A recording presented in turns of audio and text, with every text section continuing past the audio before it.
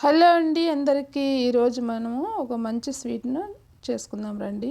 ఎలా చేయాలో ఒకసారి చూద్దాం రండి. ముందుగా స్టవ్ వెలిగించుకొని పెనం పెట్టుకొని ఆ పెనంలో 1 కప్పు రవ్వ వేసుకోవాలి. మనము తెల్ల రవ్వ ఉప్మాకి వేస్తాం కదా, ఆ రవ్వని వేసి ఇలా బాగా వేయించుకోవాలి. ప్లీజ్ వీడియో చూసి లైక్ చేసి సబ్స్క్రైబ్ చేసుకోండి. అలాగే మంచి స్నాక్స్ రెసిపీస్ అన్నీ కూడా మన ఛానల్లో ఉన్నాయి. ఒకసారి ఆ వీడియోస్ని కూడా చూసి ఫాలో కాండి.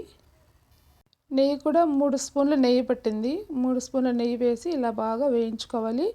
ఇలా కొద్దిసేపు వేగిన తర్వాత మరీ రంగు రాకూడదు. రవ్వ వేగిన తర్వాత ఇందులో మనం శనగపప్పు చట్నీకి వేస్తాం కదా, శనగపప్పు, ఆ శనగపప్పును వేసుకొని వేయించుకోవాలి. ఒక 1/2 కప్పు వేసుకోవాలి. 1/2 కప్పు శనగపప్పు వేసుకొని ఇలా కొద్దిసేపు అలా వేయితే చాలు. స్టవ్ ఆఫ్ చేసుకునేద్దాం. స్టవ్ ఆఫ్ చేసుకునేసి 1/2 కప్పు చక్కెరని పౌడర్ లాగా చేసుకొని వేసుకోవాలి. స్టవ్ ఆపేసిన తర్వాత వేసుకుంటే చాలు. చక్కెర పౌడర్ పట్టుకొని వేసుకుంటే బాగా కలుస్తుంది. స్టవ్ ఆపేసిన తర్వాతే ఈ చక్కెర పౌడర్ని వేసుకొని కలుపుకోవాలి. ఇలా కలుపుకునేసి పక్కన పెట్టుకుందాం.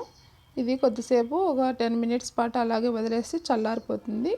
ఇలా చల్లారిపోయిన దాన్ని ఇప్పుడు మిక్సీ పట్టుకుందాం. మిక్సీలో వేసుకొని కొంచెం కొంచెంగా వేసుకుంటూ మిక్సీ పట్టుకోవాలి. ఇందులో యాలకులు కూడా 2 వేసి మిక్సీ పట్టుకుందాం. చూడండి, ఇలా మెత్తటి పౌడర్ లాగా మిక్సీ పట్టుకోవాలి.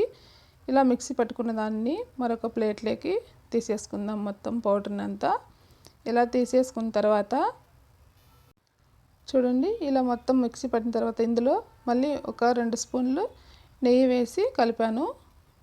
ఇలా 2 స్పూన్లు నెయ్యి కూడా వేసి కలుపుకున్న తర్వాత ఇప్పుడు ఇందులో గోరువెచ్చని పాలు ఉంటాయి కదా, ఆ పాలుని ముందుగా కాంచి పక్కన పెట్టుకోవాలి. గోరువెచ్చగా ఉన్నప్పుడు ఇలా పిండిలో వేసుకొని కలుపుతూ రావాలి.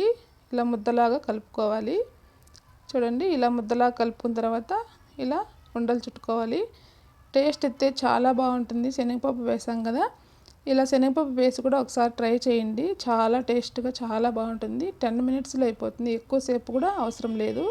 ప్లీజ్ వీడియో చూసి లైక్ చేసి సబ్స్క్రైబ్ చేసుకోండి.